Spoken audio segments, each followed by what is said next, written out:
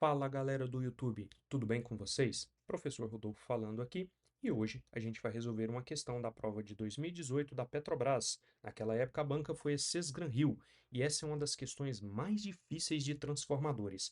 Mas antes da gente ir para o conteúdo, não se esqueça, se inscreva no canal, deixe seu like, compartilhe esse vídeo, clique no sininho para você continuar recebendo gratuitamente esse tipo de conteúdo. Então vamos lá para o conteúdo, pessoal. A questão está aqui na tela, tá? É uma questão de transformadores e ela diz o seguinte: considere um transformador trifásico de 12 kV por 220, formado a partir de um banco de 3 transformadores monofásicos. Cada transformador monofásico possui as seguintes características nominais: potência de 15 kVA, tensão do primário de 12 kV, tensão do secundário de 127 volts, perdas a vazio 50 watts, perdas a plena carga 237,5. E aí ele me pergunta: a resistência série equivalente ao lado de alta tensão do transformador trifásico em ohms é? Bom, pessoal, a primeira coisa aqui é entender como é que é esse transformador aqui monofásico, tá? Então, transformador monofásico, a gente pode entender que ele tem uma resistência aqui de alta, né, equivalente, em série aqui com uma reatância também de alta, e aí a gente pode aqui desenhar, né, o nosso transformador ideal nessa parte aqui. Bom, e aí ele me fala que o lado de alta tem 12 kV e o lado de baixa 127 volts. Então aqui a gente pode ver que tem 127, perdão, né, 127 não é 12 kV, então aqui é 12 kV e aqui, né, o lado de baixa 127 volts, tá? Bom, um ponto importante, né, é interessante a gente saber aqui como que o transformador trifásico está conectado. Repare que ele não falou isso para mim na questão, mas a gente consegue identificar isso através das tensões. A gente, obviamente, tá, pessoal, o transformador trifásico, a relação de transformação e a relação de espiras, elas sempre são a mesma, tá? Então é sempre tensão de fases. Lembrando que relação de espira para espira ali, geralmente a gente pode relacionar com tensões de fase, tá? Não é bem assim, mas geralmente.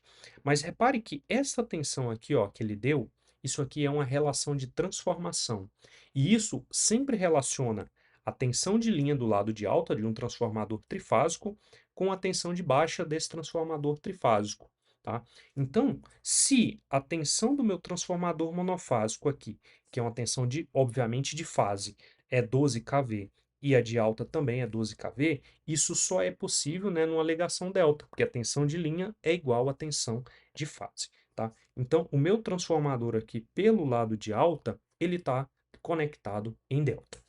Repare agora que a tensão aqui, ó, do secundário do lado de baixa, ela é 127 volts. Porém, no lado de alta, ela está 220.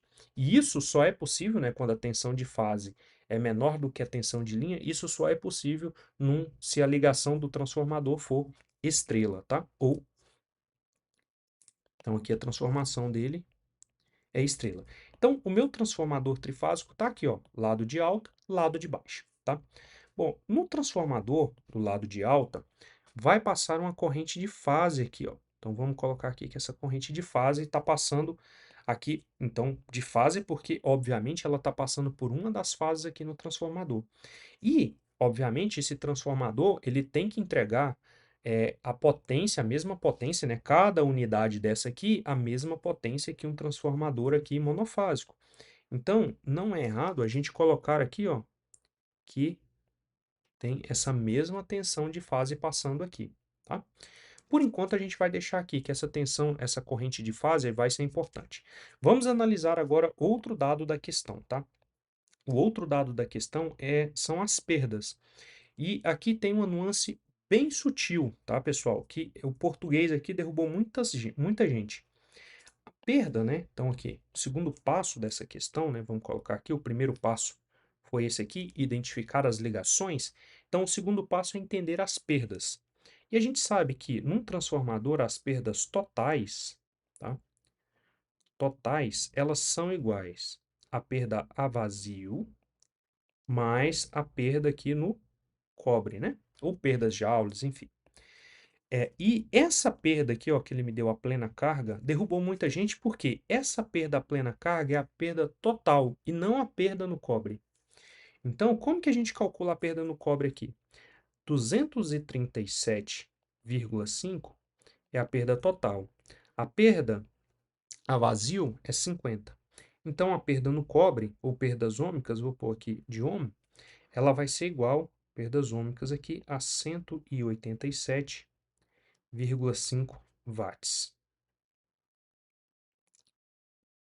Bom, mas isso aqui, pessoal, é a perda de cada um, tá? De cada um desses transformadores aqui. Repare que ele falou as características nominais de cada um dos transformadores, tá?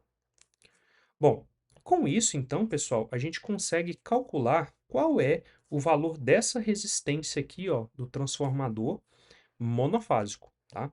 Essa resistência, ela vai ser dada pela perda ômica aqui, né? Ela vai ser igual a resistência RA, né, essa resistência aqui, vezes a corrente de fase ao quadrado. E aí, aqui, né, para quem está começando a estudar esse assunto, a gente não pode usar a tensão aqui, tá? Porque a tensão sobre o resistor não é 12 kV. Por isso que aqui, obrigatoriamente, a gente tem que usar a corrente, tá, pessoal? Isso é importante, dica de prova, não erre besteira. Bom, então aqui a gente vai ter então a perda, né, no cobre, que é 187,5, essa resistência aqui, vezes a corrente nominal, que a gente não calculou ainda. Então vamos fazer um rascunho aqui. A potência, né, do transformador, ou melhor dizendo, né, a potência aparente vai ser tensão de fase vezes corrente de fase, porque a gente está falando desse transformador monofásico aqui, tá, pessoal? Então a gente tem aqui, ó, 15 kVA vai ser igual a 12 kV vezes aquela corrente de fase, né? Então, essa corrente de fase aqui vai ser 1,25 amperes, tá? Então, a gente pode substituir aqui nessa corrente aqui. Então, aqui vai ser 1,25 ao quadrado. Pessoal, outra dica de prova, a banca Sesgran-Hill, ela cobra muitos cálculos e quase sempre existem atalhos ou formas mais fáceis, menos trabalhosa, melhor dizendo, de se resolver essas questões. Aqui é uma delas, tá? Então, não faz sentido eu multiplicar 1,25 vezes 1,25, vai dar muito trabalho, e depois dividir 185 por esse resultado, tá? A gente pode fazer o seguinte, RA vai ser 185, aqui vai ser 1,25 vezes 1,25. Repare que aqui tudo parece ser múltiplo de 5, e de fato é, tá?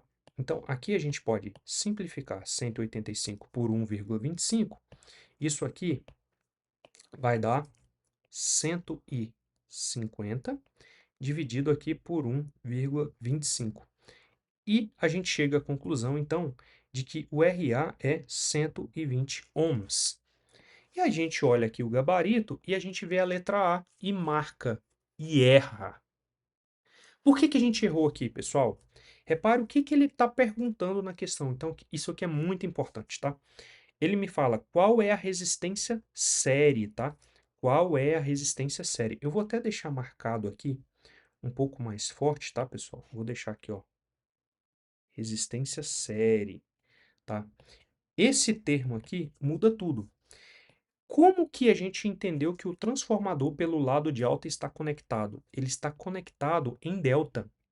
Resistência série é sempre o equivalente em estrela. É como se eu tivesse que transformar esse lado de delta aqui para uma estrela, tá?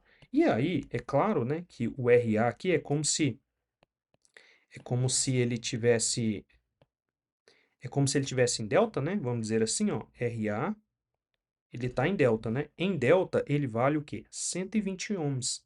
E a gente tem que transformar esse RA para um RA em estrela, porque em estrela é o equivalente.